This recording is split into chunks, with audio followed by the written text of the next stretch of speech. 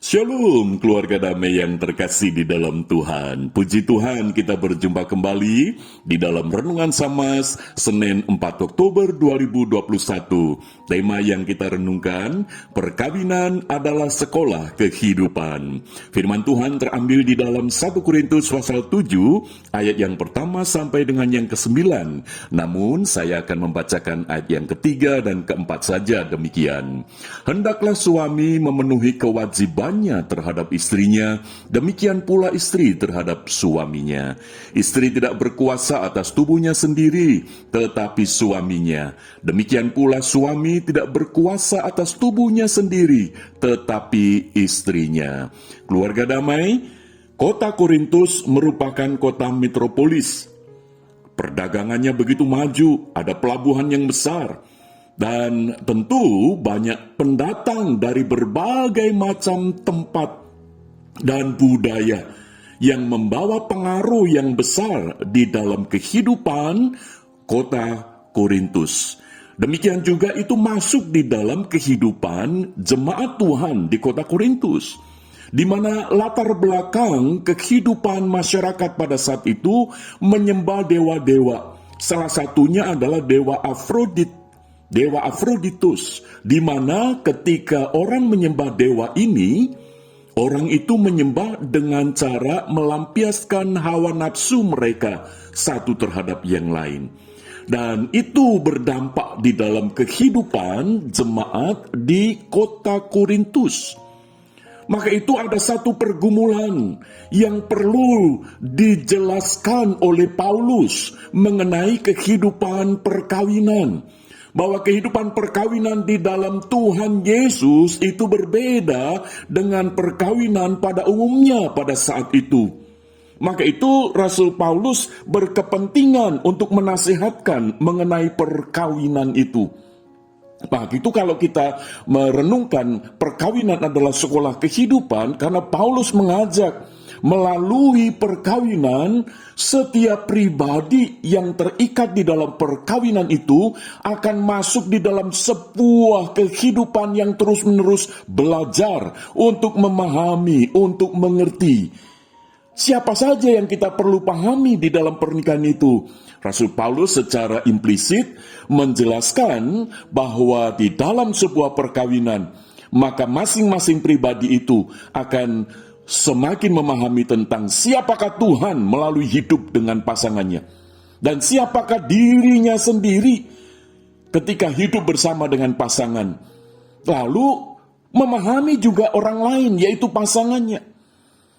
Dan Rasul Paulus juga menyebutkan di sini ada iblis.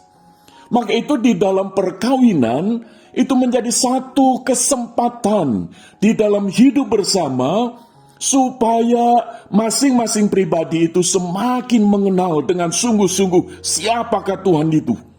Sehingga pernikahannya itu bukan hanya sebatas komitmen janji satu dengan yang lain, tetapi ada keterkaitan dengan Tuhan. Maka itu Paulus menegaskan bahwa perkawinan itu merupakan penyatuan dari aspek tubuh, jiwa, dan roh.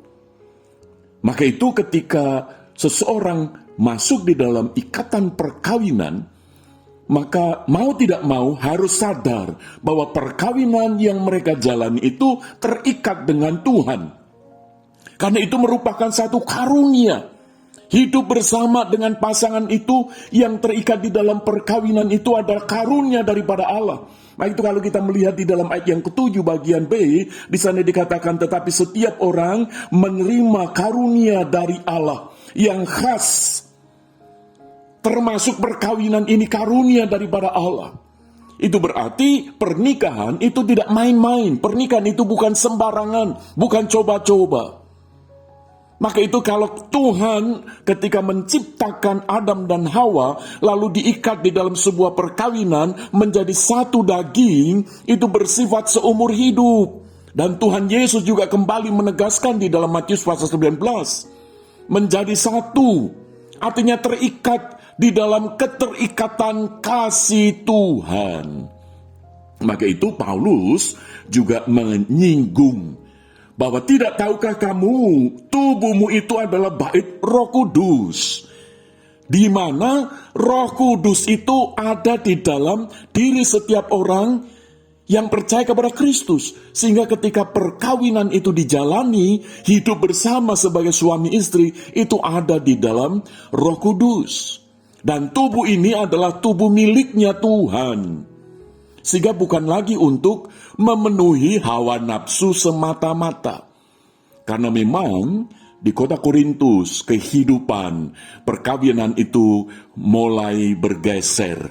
Maka itu Paulus menarik kembali supaya jemaat itu tidak ikut di dalam kehidupan yang lama, penyembahan kepada dewa-dewa itu, tetapi penyembahan kepada Tuhan Yesus.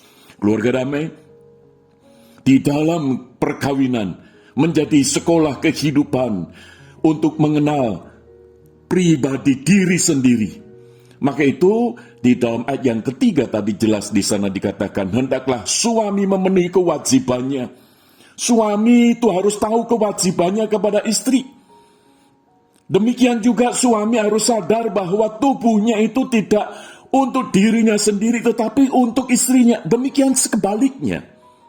Jadi keterikatan ini akan terjalin seumur hidup. Kesadaran, pengertian, pemahaman siapa diriku ini akan tercermin di dalam kita memperlakukan pasangan hidup kita. Demikian juga sebaliknya. Keluarga damai, banyak perkawinan yang akhirnya kandas di tengah jalan oleh karena tidak memahami akan hal ini.